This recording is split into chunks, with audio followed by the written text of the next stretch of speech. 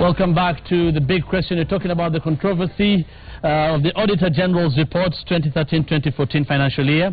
These are just some of the ministries or departments in government where there has been unsupported expenditure. Ministry of Health leading there with 22.5 billion shillings unsupported expenditure, according to the Auditor General, that is. Ministry of Transport, Ministry of Education, all in all, plus other government departments, which are about 17, the unsupported expenditure is close to 67 billion shillings. And that is what has been causing or stirring controversy around.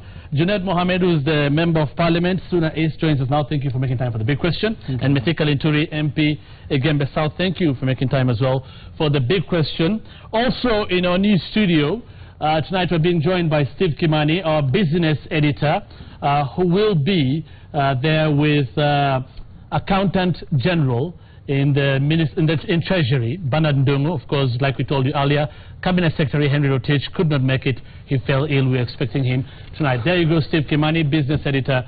He will be hosting Bernard Ndungu, like I told you, who's the Accountant General at the Ministry, or at Treasury. And I'll start with you, Steve, before I go to the MPs here. Actually, the word is may have been misappropriated. That is what the government is saying, and the MPs, I mean, to be fair, that is what many people are saying, may have been appropriated. But the question is, the government, Steve, is saying the Auditor General made mistakes in that this was all this was posted or published, and they had not been, the government was not given the time or didn't have enough time to account for what happened. Is that what the problem is, according to the Accountant General? Well, Hussein, that's the big question tonight. Really just trying to clear the picture. The 67 billion shillings, is it missing? Is it somewhere within the books? That's what we really want the Accountant General, Mr. Bernard Ndungu, to clear the air about. Here are two conflicting statements. One is the Auditor General's report indicating that close to 67 billion shillings was not accounted for and that there was no documentation to support that expenditure. But the Treasury on the other side saying, no, as far as we are concerned, that money was accounted for. It's just that it doesn't reflect in the Auditor General's report. There's some discrepancy there. Kindly clear the air for us. Thank you very much, Steve Kimani, for inviting me to the show to provide some clarifications on this matter. Let me start by clarifying that the responsibility for accountability rests with the respective accounting officers or the various votes that we have in the national government and also in the county governments. The audit process is an annual process. It is provided for in the rule. And the mandate of the Auditor General is well clearly spelled out in the rule. And the Auditor General have just completed their work. So the process after the audit is what we need to focus on. After the Auditor General has gone through the process, they have concluded that the 67 billion was unsupported, and the word is unsupported expenditures.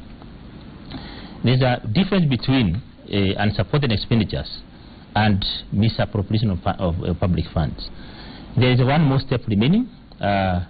What's the difference? Probably you could just clear that. What's the difference between unsupported and misappropriation? The Auditor General has concluded that in the absence of the supporting documents, he is unable to confirm whether the public funds were used for the intended purposes. He has been unable to conclude. The question is, does that mean the money has been lost? The answer is no, not yet, until we go to the next step. The next step is for the report, which is now before the Parliament. The accounting officer will be summoned by Parliament before the Parliamentary Accounts Committee to clarify or shed more light.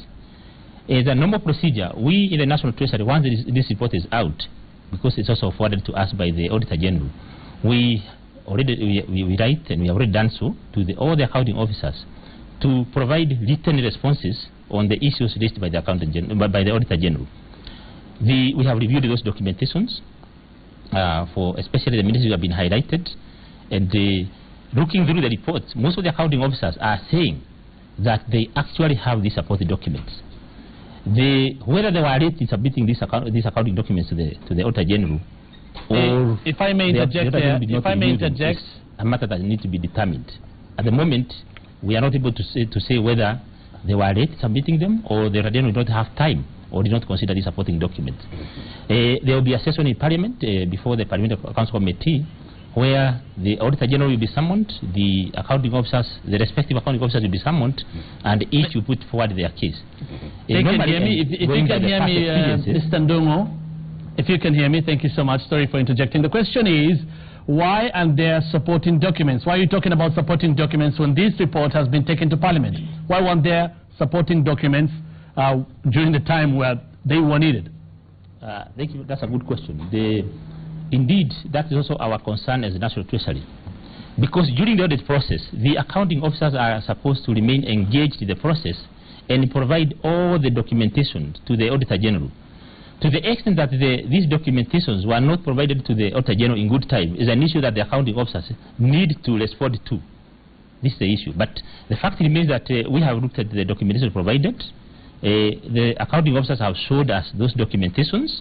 It is not us to determine exactly whether this now suffices to mean that to support those expenditures. But the fact remains that we have seen, and the accounting officers have said that they actually have to support documentation. Okay, Mr. Nganga, we're going to cross over back to you. We're going to come back to you shortly. Please stay with us together with our editor, Steve Kimani. Thank you for that. And please stay with us. We're going to find out from you later on what should be done to these accounting officers that did not provide the supporting documents during the needed time. I want to get the views now of the Honorable Mithika Linturi and Junaid Mohammed. And I'll start with you. From his explanation, what do you think? I think it's really unfortunate that such a time we can have accounting officers serving this government who do not really understand the need of trying or having enough documentation to support the amount of money that is given from public coffers. When an expenditure is not supported by any documents, they couldn't have two or beyond two meanings. One, money might have been misappropriated. Yeah. And that is why there is no document to show how the money was spent.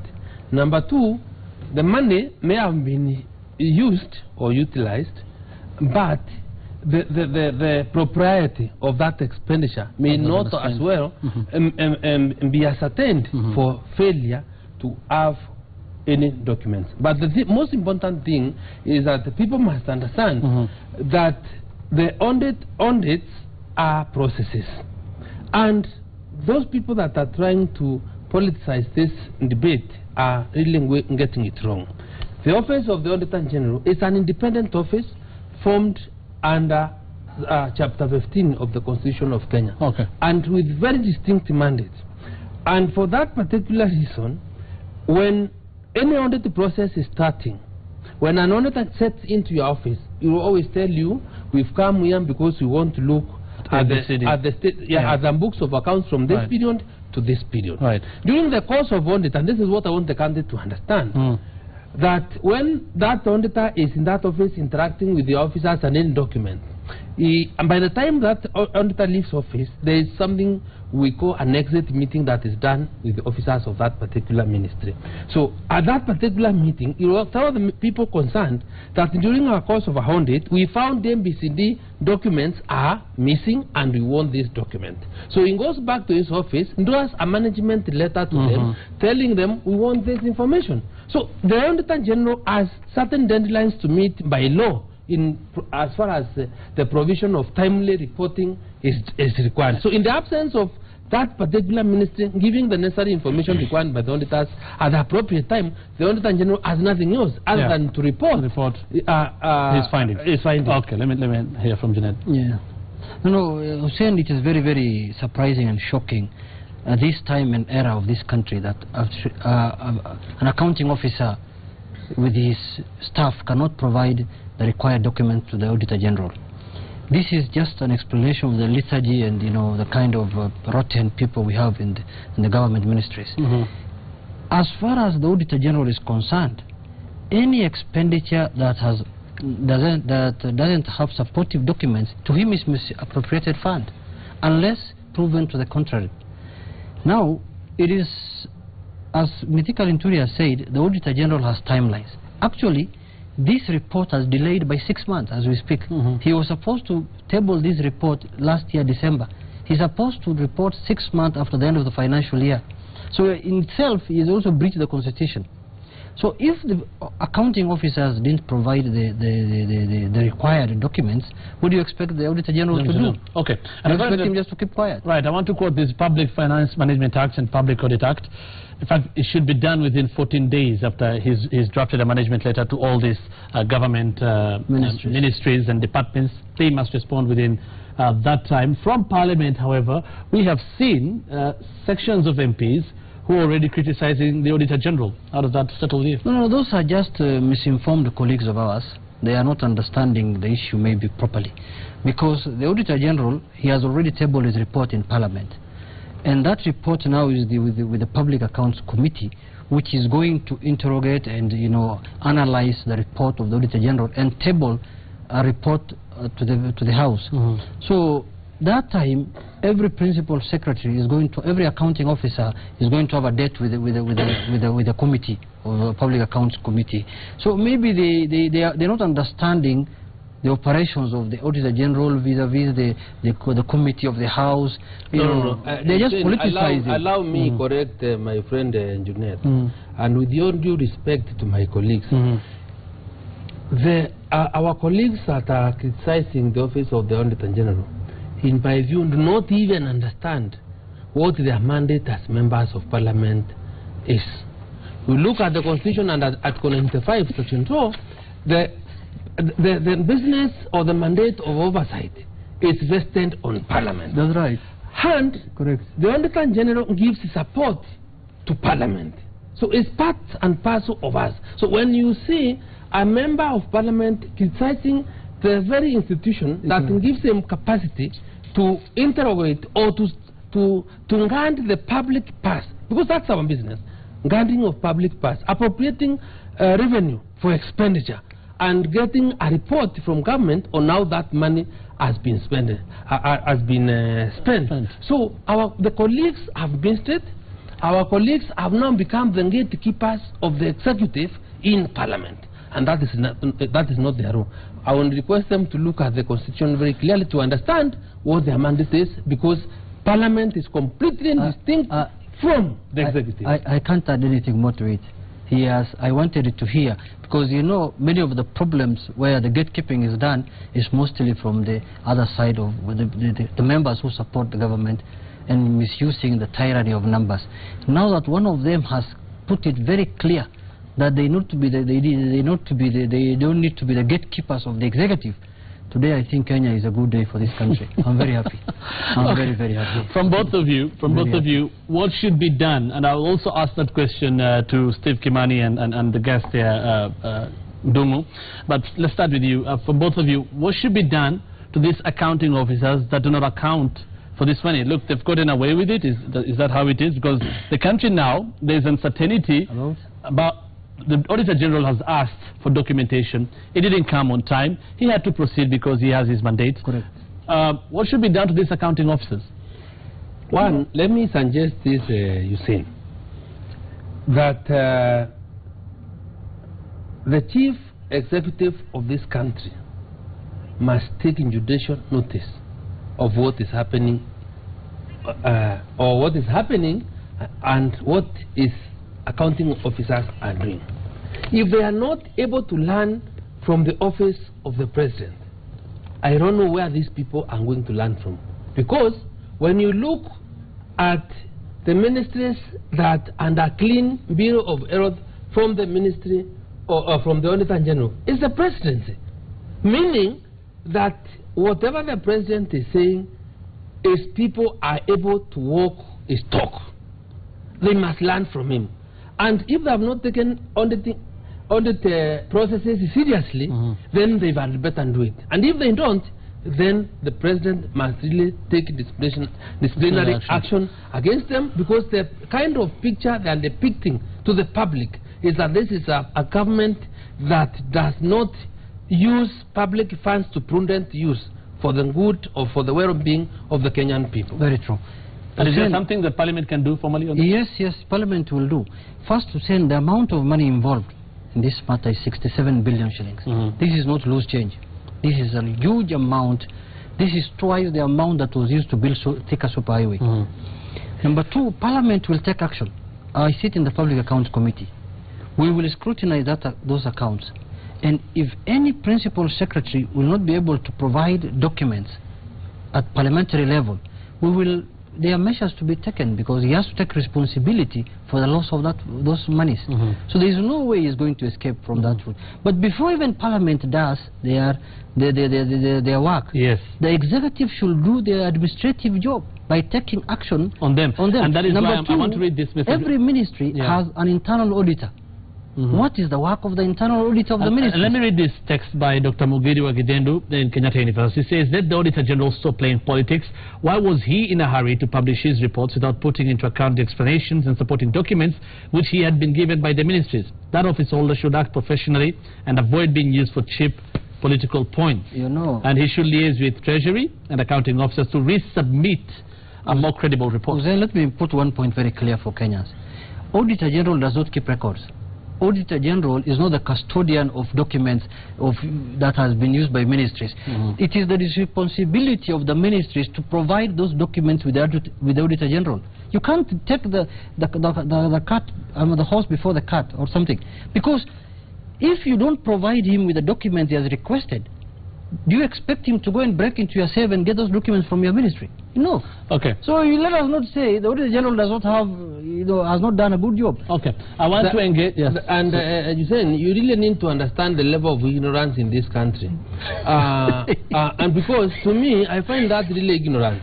Because when somebody says, let the Auditor General submit a credible report, what is he telling us? He has not interacted with the documents from the various ministries.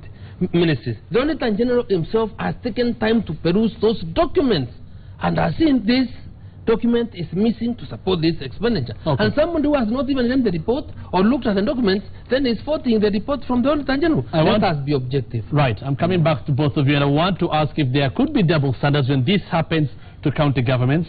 But first, let's cross over to Steve Kimani with Bernard Ndung'u, the Accountant General at Treasury, and I'll ask this. I'll put first this comment, if you can hear me. Ahmed in Garissa says, what baffles many was the fact that the government and Treasury, mandated with management of public finances, was the first to attack the report by the Auditor General before it has even, and before it gave rather, an institutions and busybodies. Before institutions and busybodies, they were the first to attack. I want you to respond to that, Mr. Ndung'u. And I mean, what is the Treasury's role when this happens? Are you just going to lament like everybody else, or should something be done to the accounting officers, including at Treasury? Thank you very much, Mohammed. The role of the National Treasury is very clear. The National Treasury is overall in charge of overseeing the public finance management across the government, including the counties. Once the report of the General is released, we normally engage, or rather we have already written to the accounting officers to provide explanations and their reactions to the report. We have received these documentations, we review them, we also require them to come up with an action plan on how to address these issues. So we are privy to the information they have provided to us, and we are commenting from a point of knowledge. And basically the accounting officers have raised two issues. Number one is that the support documentation, which is alleged to have missing, they have it, and we have actually seen some of this documentation. Number two, they say that they were not accorded a final exit meeting with the audit teams. You may note that in the new audit bill, we have actually made it a requirement that there must be a formal meeting between the accounting officer and the audit team, so that the two parties could now say, these are the points we have cleared, these are the points we haven't cleared, and we are taking them forward. So basically, we as National Treasury, we actually facilitate the process. In fact, even in Parliament, before the Public Audit Committee, we sit in as advisors to clarify on the government procedures. And we shall be happy that the Honourable MP has said that we shall be having a session in Parliament where the accounting officer will be held to account. They will produce those documents if they have them, and the necessary actions will be taken following that process. Probably I should ask before Hussein takes over, how much has been accounted for so far? You've talked about documents that were submitted after the audit period was closed. Yes. So I'm tempted to find out then how much therefore have we seen in terms of accounting for the expenditure that was not supported in terms of documentation? This process is ongoing. For now, we are not able to say which, with a certainty what specific figure is going on, but in a week's time or so, we would have gone through these documentations and be able to conclude as to what. Eventually, we shall go to. We are not the one to make the final determinations. Now the process is before Parliament. It is the Parliament now, the PAC, to be able to make that determination and make recommendations as to the next course of action on this matter. But we are doing our analysis. When in Parliament, we shall be able to advise accordingly. Okay. Hussein, probably we could engage the parliamentarians a bit more around this particular issue. Thanks, Steve. I'll take it back again shortly to Mr. Ndungu, and very briefly, and I'm sorry I have to keep asking this question. According to the law, accounting officers should, give supporting documents to the Auditor General before he even reports this, publishes this and takes it to Parliament. It should be done at that level. The question we are asking, and the MPs are saying here, that action and disciplinary action should be taken against them. Now you're saying you're going to make sure that accounting officers give this information before Parliament and the Public Accounts Committee. But why wasn't it done before? In fact, why is there a hullabaloo now, and this thing was done early June? Why is it now that it has been tabled in Parliament, the Auditor General's report has been taken to Parliament, that we have this problem? 14 days. Within 14 days, when the Auditor General wrote management letters, they should have responded. Why hasn't that been done? Indeed, that is actually our concern also, because ideally, during the audit process, all those documentations are supposed to have been provided. And the question is, did the accounting officers provide these documentations in good time? And if so, why did the Auditor General not consider them? So we shall be looking at the documentary evidence as to when and whether the accounting officers provided this documentation. If so, we shall be asking why did the Auditor General not consider them. Otherwise, it is actually the responsibility of the accounting officers to provide this documentation during the audit process, and for the two parties, the accounting officer and the Auditor General, also to have a formal meeting where they discuss these issues and they conclude these issues are cleared, the following issues are not cleared. What we have at the moment is that there is now that tug of war between the accounting officer saying this, the Auditor General is saying this. We need to now review the documentary evidence to establish the exact position. But then again, Auditor General, Treasury Bernard Ndungu, thank you so much for your time, and of course we wish well the Minister Henry Rotich, who could not make it because he fell ill, and of course our business editor Steve Kimani. I want to finish up with our guests here, and many would say that sometimes when it's done to the same happens to the county governments. In fact, the word that is used is not maybe a misappropriation. Immediately, governors are accused of stealing funds. Immediately. Why don't we see the same when this happens to county governments? Like we're seeing now, all of you and many MPs are talking about this soberly and saying, yes, maybe it's the problem of documentation. This doesn't happen to governments, does it? You know, the county government are measured in a different way. Why? The county government are being put in a way that they are being helped with money by national government. It's not being put that it is the right of the people for that money to be devolved. So the governor is bashed and said he has stolen money because it's like somebody who gave him money and he wants to know how he used it. He's accountable to the national government, which is the old way of looking at things, because this country will not move until devolution is strengthened. Number two, the same yardstick applies to county government, who said if they misappropriate funds, they should be accountable to the people of Kenya, and the Auditor General does a report and submits it to the Public Accounts Committee of the Senate. Now, even now, if we were to say who should be if the governor is accountable for the monies lost at the county level, who is accountable for the monies lost at the national level? The answer is, the guess is as good as mine, as yours, because otherwise, who is the governor of the country? Now, what we need to do is that we need to put records straight. If the Auditor General says that there is money that has been misappropriated or money that have not been supported documentary, it is the responsibility of the accounting officer to provide those documents at Parliament now. Now, it's beyond now the Auditor General. Yes. The Auditor General has reported to Parliament, which is the oversighting authority of the country. So it is the accounting officer to bring those reports. But what baffles many Kenyans is not even what Parliament is going to do. What administrative action is the government taking against those people who refuse to provide documents for them. I was seeing a senior leader in the country saying the Auditor General must reconcile his books. He doesn't need to reconcile any books. He has done his job perfectly, and he has submitted to the authority that he needs to report to, which is Parliament. Okay. Now it is the government to take action. Okay. Yes. Okay. There is Junet was asking who is supposed to be accountable to whom. I want to make it clear this country. I am an elected leader. I am accountable to the people. Yes. I have a responsibility as an elected leader to make full disclosure to the people of Gembe South how much money I get for CNDF, and whatever is done with that money, they really must participate. So in the cases of governors is not any kind of favor that the governors get from national government by getting the money that goes to them. So why that this money, when it comes to them? We are seeing them being called to the Senate immediately, and there's a lot of deal. They go to the Senate because when you look at the structure of our constitution has divided power vertically, the national government and the county government. Yes. And in terms of power, the sovereign power belongs to the people. And in terms of accountability, the governor is accountable to the people of that particular county. And that county assembly has that mandate to appropriate and to oversight the expenditure of that particular money.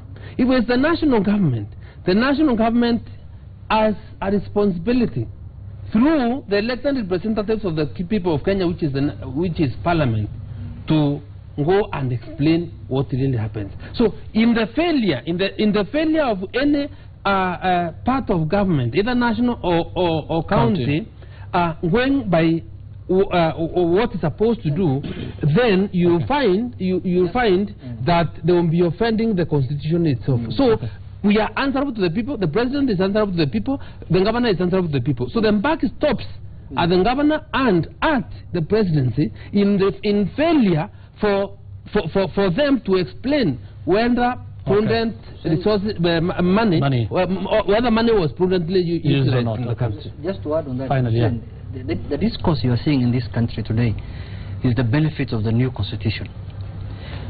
We used to have a country where the Auditor General used to do a report and nobody used to talk about them.